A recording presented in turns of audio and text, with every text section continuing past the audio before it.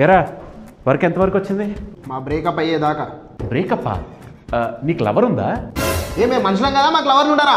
నువ్వు అంత గట్టిగా చెప్తున్నా కూడా నేను కన్విన్స్ కాలేకపోతున్నాను రా. ఇప్పుడు నిజం చెప్పు. ఏం లేదన్నా, నేను ఒక అమ్మాయికి ప్రపోజ్ చేసిన. ఆ పిల్ల ఇంకా ఎస్ కూడా చెప్పలేదు. కానీ వ్యాలంటైన్స్ డే రోజు గిఫ్ట్ కూడా ఇయ్యరా అని చెప్పేసి ఫోన్ చేసి మరి కూడా పెట్టుకుంటుంది ఆ పిల్ల. ఓడియమ్మ, ఇదెక్కడ సంతరా? ప్రపోజల్ యాక్సెప్ట్ చేయలేదు కానీ వ్యాలంటైన్స్ డేకి మాత్రం గిఫ్ట్ కావాలా? సరేలే, ఇంతకీ ఆడికి ఏమైంది? మొహం ఎందుకలా ఎమ్మలో పెట్టి కూర్చున్నాడు? అంటే అది పాపం. రే నువ్వు ఆగు, సార్ మాట్లాడరా. రే ఏమైందిరా? పోయిందయ్యా, పోయింది.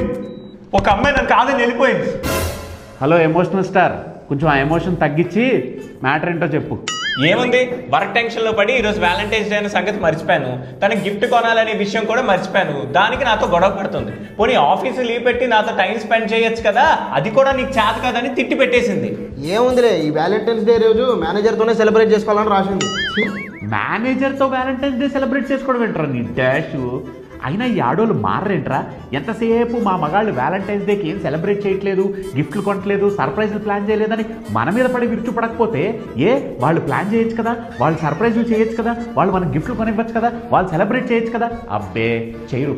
ఎలాగో సంవత్సరం మొత్తం మనం వాళ్ళకి గిఫ్ట్లు కొంటూనే ఉంటాం కదరా. వాళ్ళ బర్త్డేలకి, యానివర్సరీలకి, పండగలకి, వాళ్ళ ఫ్రెండ్స్ పెళ్ళిళ్ళకి, ఇంక ఈ వ్యాలంటైన్స్ డే కూడానా? అసలు నాకు తెలియగడుతాను రా. వాళ్ళకైనా వ్యాలంటైన్స్ డే, వాళ్ళకైనా యానివర్సరీలు, మనకు కాదా? మనకు గిఫ్ట్ ఇవ్వచ్చు కదా. అబ్బే ఎవరు, మనమే వాళ్ళకి ఇవ్వాలి, లేకపోతే డిసప్పాయింట్ అయిపోతారు. రే మగాళ్ళు, మీ వైఫ్లు కానీ గర్ల్ ఫ్రెండ్లు కానీ వ్యాలంటైన్స్ డే సెలబ్రేట్ చేయట్లేదు, గిఫ్ట్లు ఇవ్వలేదని మీతో గొడవ పడితే మాత్రం వాళ్ళకి ఇదే లాజిక్ చెప్పండి. Bloody non sense. నవ్వుకోండి, బాగా నవ్వుకోండి.